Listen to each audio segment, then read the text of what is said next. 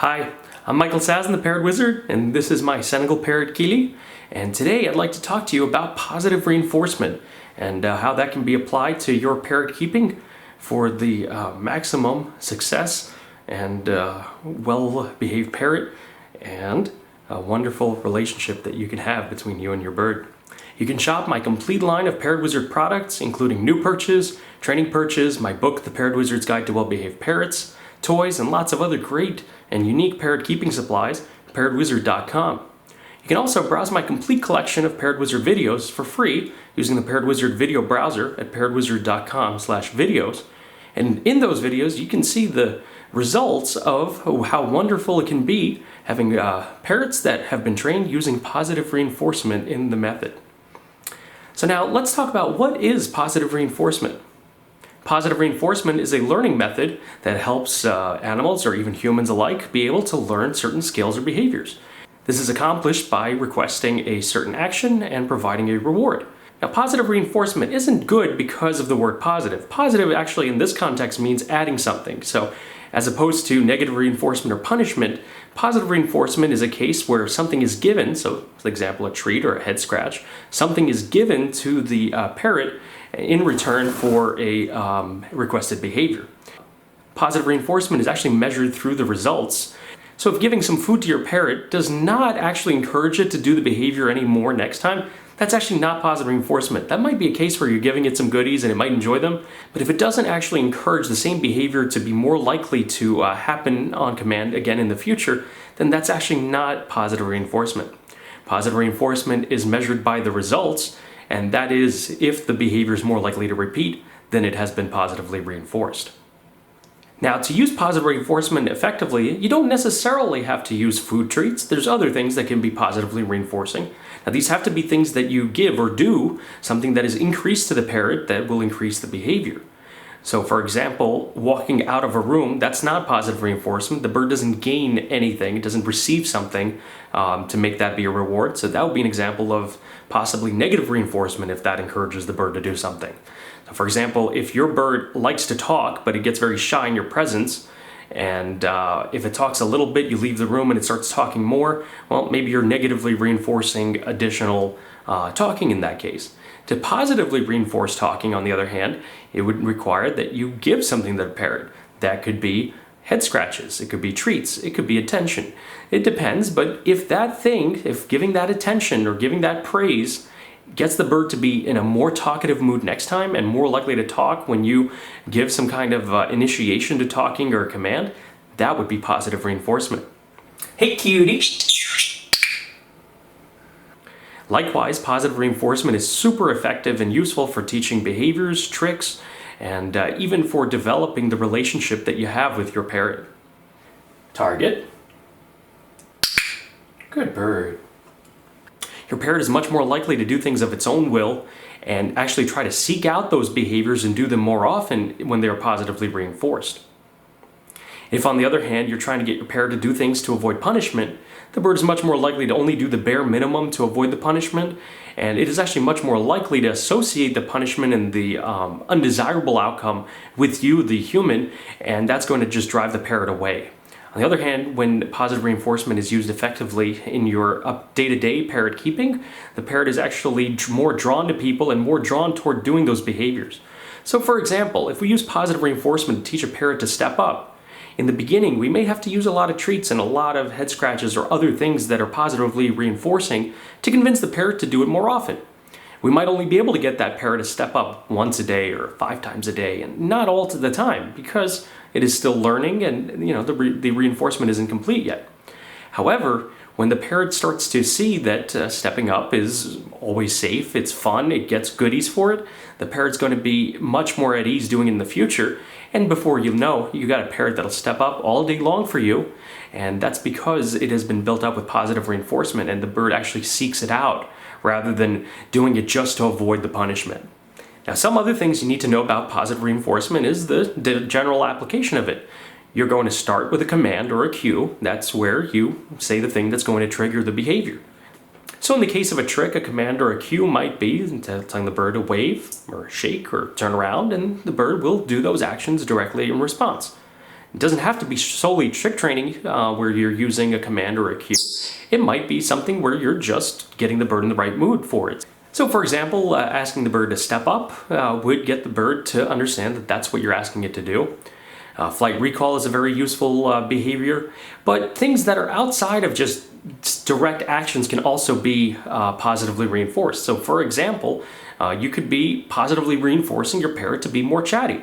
And it's not that you're even doing it as a trick where you say a command and the bird says the right thing back.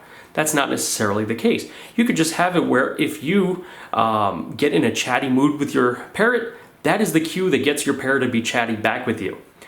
But now we need to talk about the behavior. That's going to be the thing that the bird does in response to the command. So if asking the bird to wave and the bird waves, that would be the behavior. If you ask the bird to wave and it turns around or does the wrong behavior, we're going to need to actually avoid using positive reinforcement. Ignore the behavior so that we don't accidentally reinforce the wrong behavior for the wrong command. In the case of trying to encourage your parrot to be more chatty, well, chatting with your parrot, if that gets the bird to be chatty, well, the behavior has been returned for that command, which is just you getting the bird into a chatty mood by being chatty yourself. Now, a command or a cue can be both visual or audio, or a mixture of both. So for example, you can wave and ask the bird to wave, good bird. Or you can use it with a word, wave, good bird. Next we have the bridge. And that's not just the roadway we're going to drive our car over, that's the bridge that we're going to use to give the bird a reassurance that the behavior they have just done will be shortly rewarded. And this is especially useful when you have to do some kind of remote behaviors that take a bit of time between when the action and the behavior happens and when you're able to actually use positive reinforcement as a result. For example, if you're trying to get your parrot to talk on command and your parrot is sitting on a perch at the other end of the room or in its cage because it's a little bit shy talking in front of you, you might be using a bridge where you say good or you use a clicker. When you hear the bird say a certain word, that's to reassure the bird that 5 seconds later when you show up with a treat, it was for that word that the bird said and not for what it did right that moment when you're giving the treat. If you're teaching your parrot to fly to a perch, so not to fly to you, but to fly away from you, it may take a little bit of time before you can get to the bird to give it the treat. Again, that's where using a bridge is very useful to confirm that that is the behavior, that is the action that is actually earning the bird the positive reinforcement that's about to come. Finally, there's the reward or the positive reinforcement. That is the thing that the bird is going to receive, something that's additional, it's additive. It's positive because the bird is getting something that it didn't have before. That could be food, that could be your attention, that could be a toy. That really depends on what your bird likes. If giving your bird a certain thing does not encourage the behavior, then it's not positive reinforcement.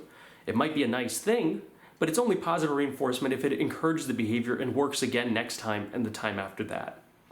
So if you give your bird a nut and your bird doesn't like nuts and it spits it out, even though it received something that you would perceive as a nice food and something that's pleasant to receive, it doesn't encourage the bird because the bird's not going to want to receive a nut again. It doesn't even like nuts. So it's quite important to make sure that the thing that you're giving is something that your bird already likes so that it could be positively reinforcing. Finally, we need to be able to gauge and evaluate if it is positive reinforcement what we've done. And the way to do that is to repeat. Ask it for the behavior again, and if the bird is giving it more readily, or at least as readily as the first time, then positive reinforcement is working. On the other hand, if the bird is trying to avoid doing the behavior, ooh, that nut was nasty, I didn't like the taste of that one, and the bird is not doing the behavior the next time, then that's not positive reinforcement. You need to reevaluate your reward and find something that actually does encourage and increase the behavior next time. So you can use different tools and tricks to be able to use positive reinforcement effectively with your parrot.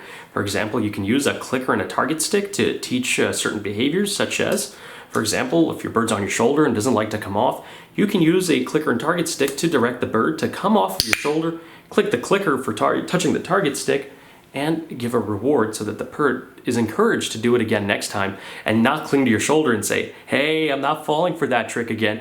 You just take me off your shoulder and stick me in the cage. I don't want to do that. But if you use positive reinforcement, that bird is going to be much more readily eager to come off of your shoulder and go on your hand when you ask it to because it likes the treats because they are positively reinforcing.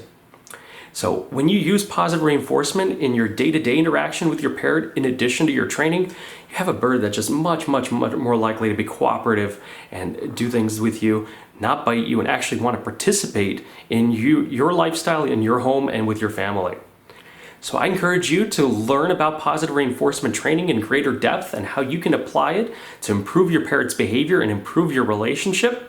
And you can learn all about using positive reinforcement effectively and find the supplies that will help you use positive reinforcement more effectively with your parrot by following at parrotwizard.com. Lots and lots of videos, my book, training perches, clicker and target sticks, cool tricks that you can teach to your parrot, very nice toys. The new Woodland Parrot toy line of natural, really exquisite, really exciting artisan toys personally made by my wife Mariana are now available at Parrot Wizard, so be sure to check those out as well. Please leave me your comments and let me know how positive reinforcement is working out for you and your parrot. And please stay tuned for lots more Parrot Wizard videos and updates about my birds, my lifestyle, about Truman, and things to come. So thank you for watching. Check out the website and look forward to seeing you soon. Bye now.